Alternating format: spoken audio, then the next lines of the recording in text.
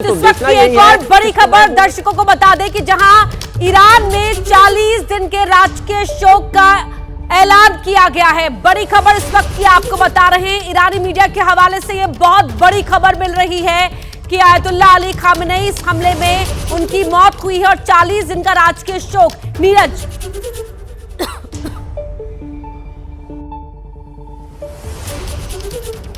पेजिशकियान जो है उनके बारे में अभी तक कल से कोई कंफर्मेशन नहीं है। उनके वाइस प्रेसिडेंट ने जरूर, उपराष्ट्रपति ने कहा था कि जो पेजिशकियान हैं वो सुरक्षित हैं, क्योंकि कल जो हमला किया था अमेरिका और इजराइल ने वो तेहरान में जो किया था, राजधानी में ईरान में, वहां पर उस इलाके में किया था जहां पर खामनेई का घर है, जहां पर राष्ट्रपति का दफ्तर है। उस दफ्तर पर भी अटैक किया गया था, बड़ा अटैक किया गया था।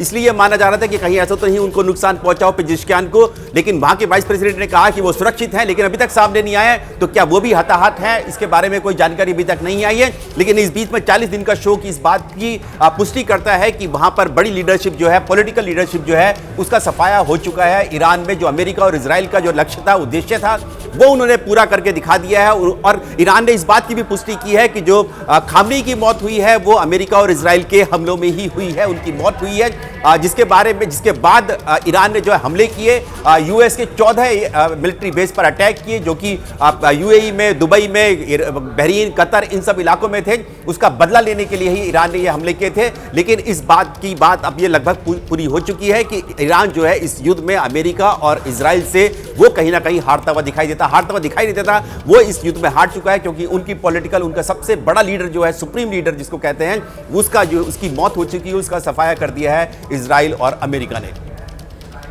तो बड़ी जो पूरी सारी क्षमता थी उसका सफाया कर दिया गया है और जो ट्रंप का दावा था वो उन्होंने कर दिखाया। लेकिन नीरज, यहां पर एक सवाल ये भी उठता है कि जो वेनेजुएला में किया गया, अमेरिका ने जो इन्वेजन किया वेनेजुएला में, और उसके बाद जिस तरह के हमले ईरान पर किए गए और जो चाहा वही कर दिखाया, तो अगर हम पूरे वैश्विक राजनीति के परिप्रेक्ष्य में बात करें, वैश्विक लिहाज से बात करें, तो किस तरह के अब हालात आपको नजर आ रहे हैं? बिल्कुल, देखिए, अमेरिका ने अपनी जो मिलिट्री सुप्रीमेसी है पूरी दुनिया में स्थापित कर दी है इस पूरे ऑपरेशन से। एपिक फ्यूरी के जरिए उन्होंने पहले, जैसे आपने कहा, खुद का वेनेजुएला के राष्ट्रपति को उन्होंने वहां से उठवा लिया, उसका अपहरण कर लिया।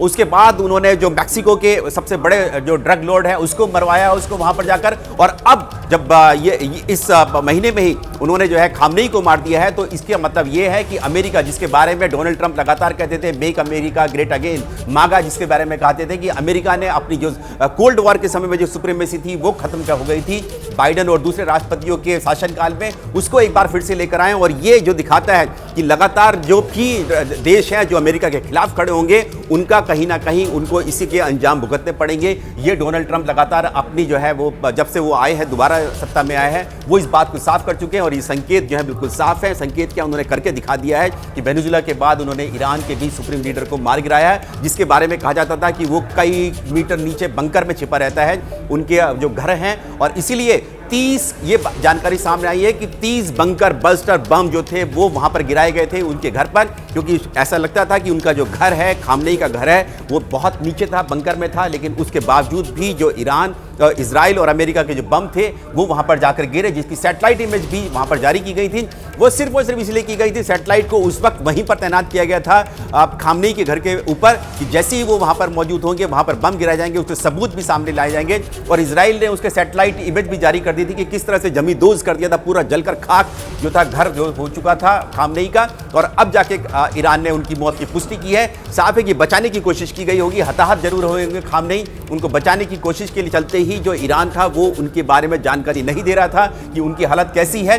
कल जरूर बात आई थी कि सुरक्षित है, लेकिन अब जाकर उन्होंने कंफर्म कर दिया ईरान ने कि उनकी मौत हो चुकी है। लेकिन यहां पर एक बात और अपर्णा बताने चाहेंगे कि पेजिशकियान जो राष्ट्रपति हैं, उनको मॉडरेट माना जाता है यहां पर ईरान में। जब वो 2 साल पहले जब उनके एक राष्ट्रपति की हेलीकॉप्टर क्रैश में डेथ हुई थी, उनको बनाया गया था, तो उनके बारे में कहा जाता था कि वो पश्चिमी देशों से अच्छे संबंध चाहते हैं, यानी कि अमेरिका से संबंध अच्छे चाहते हैं। इसीलिए बहुत ज़्यादा ये माना जा सकता है कि पेजिशकियान जो है अमेरिका से, और इजराइल से तो नहीं, लेकिन अमेरिका से जरूर वो इस तरह के संबंध स्थापित करेंगे। अगर वो यहाँ पर मौजूद हैं और वो राष्ट्रपति के पद पर हैं, तो वो जरूर ये कोशिश करेंगे कि अमेरिका की समर्थन की सरकार यहाँ पर बने, यानी कि जो रजा पहलवी है या उनके दूसरे जो लोग, यानी कि उनकी भूमिका बहुत महत्वपूर्ण होने जा रही है और बड़ी भूमिका में नजर आ सकते हैं पेजिशकियान।